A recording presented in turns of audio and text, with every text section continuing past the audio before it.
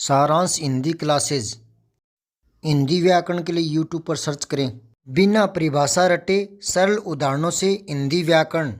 Subscribe करके bell icon जरूर दबाएं।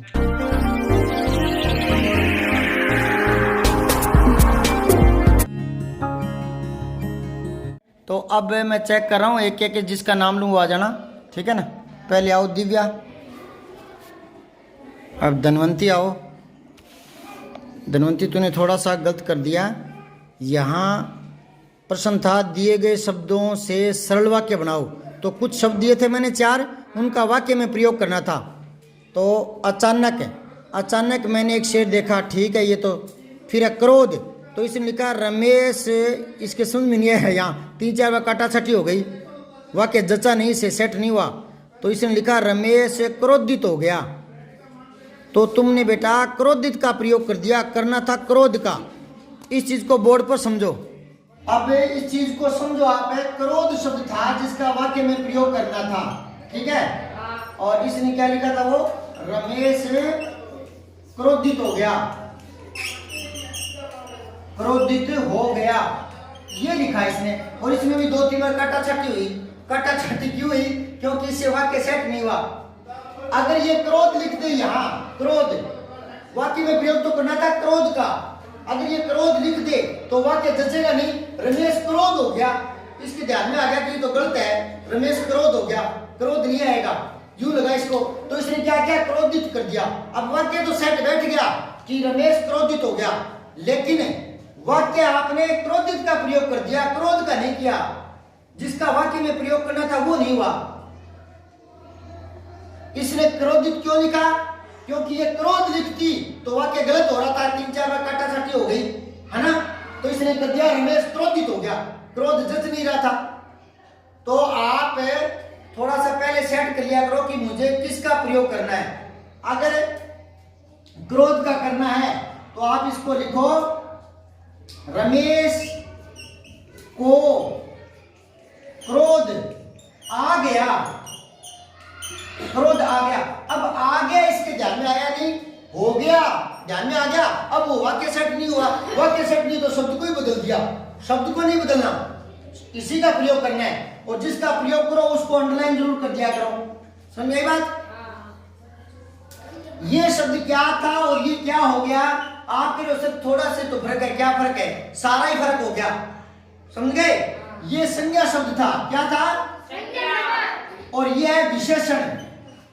कैसे है उसको थोड़ा सा समझ लो आप। क्रोध भाववाचक संज्ञा है, समझ आई बात है।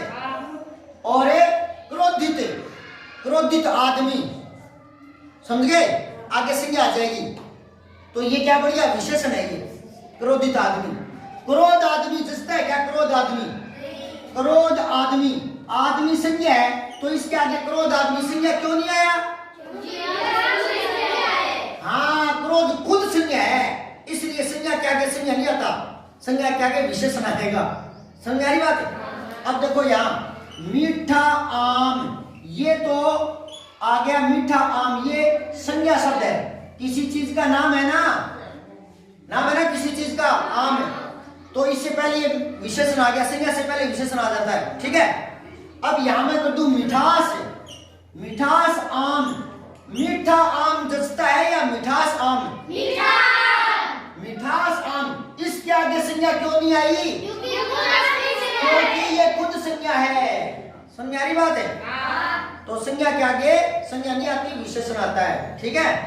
जब वो विशेषता दिखाता है तब। तो वाक्य प्रयोग करते समय थोड़ा देख लिया करो, समझ आई बात। एक ये शब्द है जुलाहा, तो इसमें लिखाया था मैंने चदरें आदि बनाने वाला। तो मुझे ये बताओ कि चदरें आदि बनाने वाला, आदि क्यों लगाते हैं? कौन बताएगा? नहीं बताओ, सुन लो।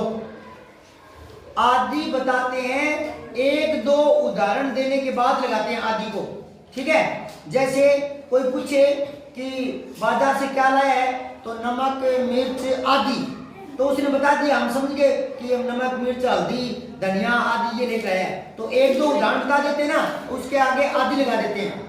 समझ में आई बात है? यहाँ आदि क्यों लगा? बुनकर, चद्दरें आदि बनाने वाला, चद्दरें आदि बनाने वाला।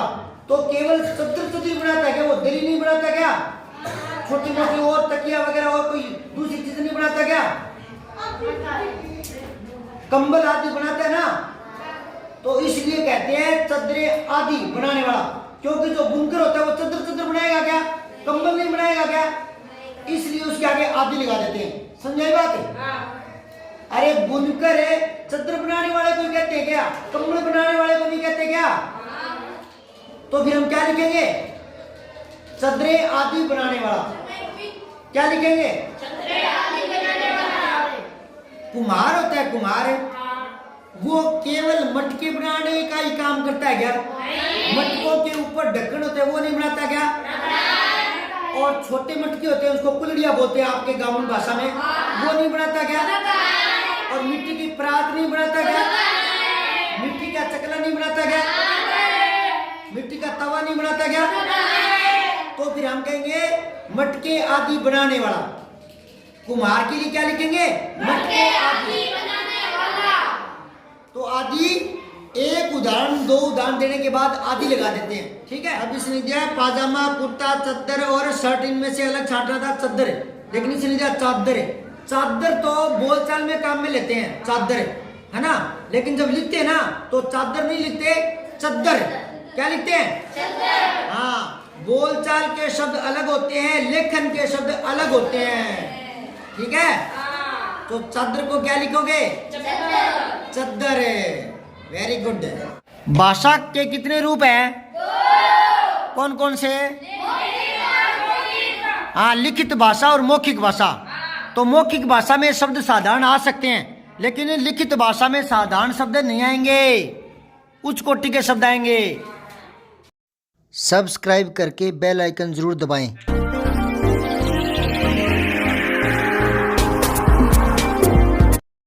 जय हिंद, विजय हिंदी।